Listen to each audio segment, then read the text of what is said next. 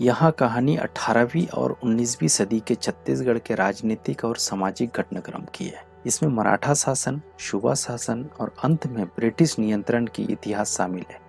दोस्तों, यह वीडियो उन अभ्यर्थियों के लिए उपयोगी सिद्ध हो सकता है जो छत्तीसगढ़ पीएससी और व्यापम की तैयारी कर रहे हैं। दोस्तों, छत्तीसगढ़ में जब कलचुरी शासन के अंतिम दौर चल रहा था, उस समय नागपुर राज्य में रघुजी प्रथम के शासन चल रहे थे। मराठा अपनी सीमाओं का लगातार विस्तार करते जा रहा था।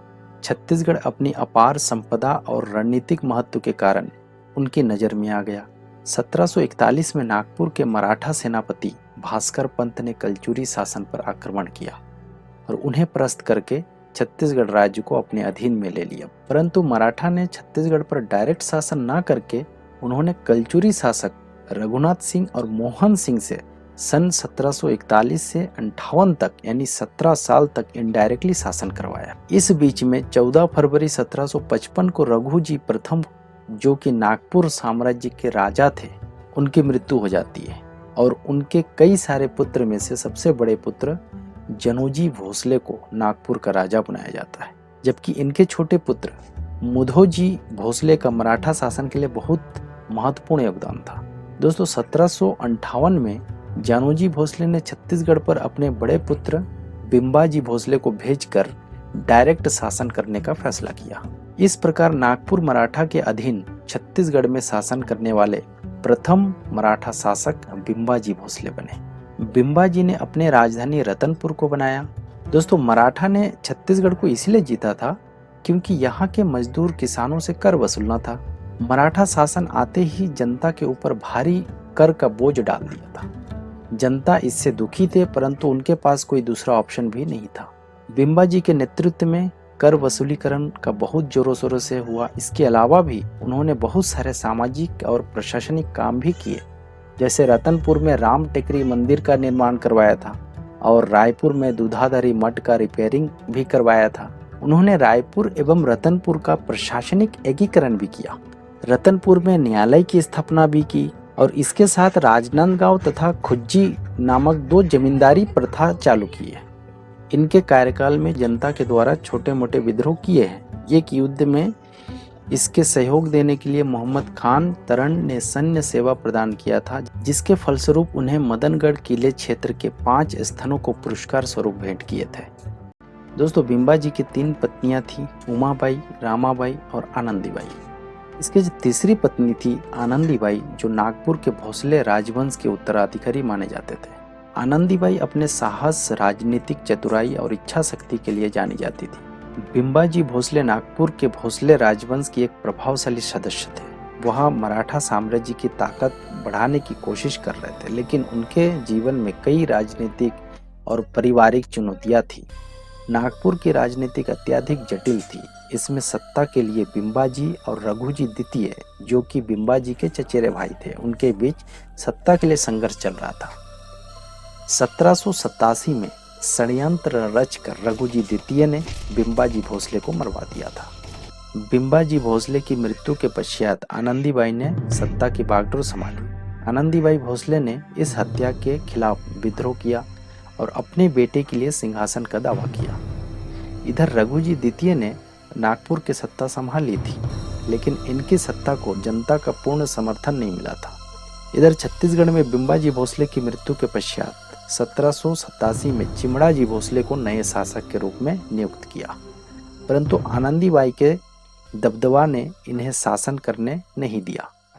इसके पश्चात बैंकोजी भोसले को छत्तीसगढ़ का नया मराठा शासक बनाकर भेजा, परंतु यहाँ भी प्रत्यक्ष रूप से छत्तीसगढ़ में शासन नहीं कर सका। इन्होंने सूबेदारी प्रथा की शुरुआत की थी। इस प्रकार छत्तीसगढ़ में प्रथम सूबेदार महिपत राव दिनकर बने। सूबेदार कोई शासक नहीं होते थे, अपितु ये मराठों के अधीन अधिकारी थे। महिपत राव दिनकर और आनंदीबाई के बीच सत्ता के लिए संघर्ष चल रहा था, क्योंकि इस समय छत्तीसगढ़ में शासन में सारी शक्ति आनंदीबाई के हाथों में थी। सन 1790 में छत्तीसगढ़ के दूसरा सूबेदार विट्ठल राव दिनकर बने। इन्होंने परगना पद्धति की शुरुआत किया, जिसमें छत्तीसगढ़ को 27 परगनों में बांट दिया और इस परगना के प्रमुख को कमाविजदर कहा जाता था। इस प्रकार छत्तीसगढ़ में 8 सूबेदार बने। अंतिम सूबेदार के रूप में यादव राव दिवाकर कार्य किए। इस समय नागपुर के मराठा शासन पर ब्रिटिश हावी हो रहे थे और मराठा कमजोर पड़ रहा था। दोस्तों 22 मार्च 1816 को नागपुर शासक रघुजी द्वितीय की मृत्यु हो जाती है। इसके उत्तराधिकारी के रूप में अप्पा साहेब को बनाया जाता है, परंतु मराठा शासन डगमगा रहा था। दोस्तों 1818 में अंग्रेज और मराठा के बीच युद्ध होता है, जिसमें मराठा बुरी तरह से पराजित हो जाते हैं और नागपुर शासन ब्रिटिश शासन के अधीन हो जाते हैं। मराठा और ब्रिटिश के बीच एक संधि भी होता है। इस संधि के तहत अप्पा साहेब पुत्र रघुजी तीसरा, जिसका उम्र अभी 10 वर्ष है, उसे गद्दी पर बैठाकर ब्रिटिश ने शासन को चलाने का निर्णय किया। इस प्रकार छत्तीसगढ़ भी ब्रिटिश शासन के अधीन आ जाते हैं। 1818 में छत्तीसगढ़ के प्रथम ब्रिटिश अधीक्षक के रूप में कैप्टन एडमंड को नियुक्त किया जाता है। इन्होंने अपना राजधानी रतनपुर में ही रखते हैं, परंतु इसके पश्चात दूसरा कैप्टन एगिन्यू ने राजधानी को रतनपुर से रायपुर में ले जाते हैं। इसके साथ इन्होंने छत्तीसगढ़ के 27 परगनों को 8 परगनों में सीमित कर देते हैं। दोस्तों इसके कार्यकाल में भी छत्तीसगढ़ में बहुत सारे विद्रोह हुए, जैसे नवागढ़ का विद्रोह है, गोंड विद्रोह है, सोनाखान का विद्रोह है, परालकोट का विद्रोह है। दोस्तों इस प्रकार से कई ब्रिटिश अधीक्षक हमारे छत्तीसगढ़ में आए। कैप्टन क्रॉफर्ड छत्तीसगढ़ के अंतिम ब्रिटिश अधीक्षक के रूप में काम किए थे।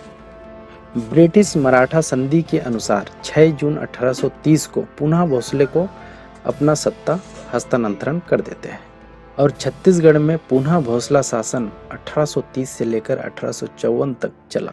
इस बार मराठा ने जिलेदारों से हुकूमत करने की निर्णय किया। छत्तीसगढ़ में कुल 8 जिलेदार नियुक्त किए गए थे, जिनमें प्रथम जिलेदार कृष्णराव अप्पा थे और अंतिम जिलेदार के रूप में गोपाल राव काम किए थे।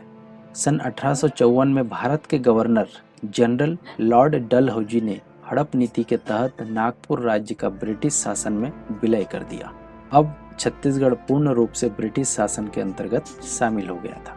दोस्तों इस वीडियो में बस इतना ही। बहुत जल्द एक और नया इन्फॉर्मेटिव वीडियो लाएंगे जो आपके CGPSC और CG व्यापम जैसे परीक्षा की तैयारी को और बेहतर कर सकेंगे। तो आज के लिए इतना ही। जय हिंद।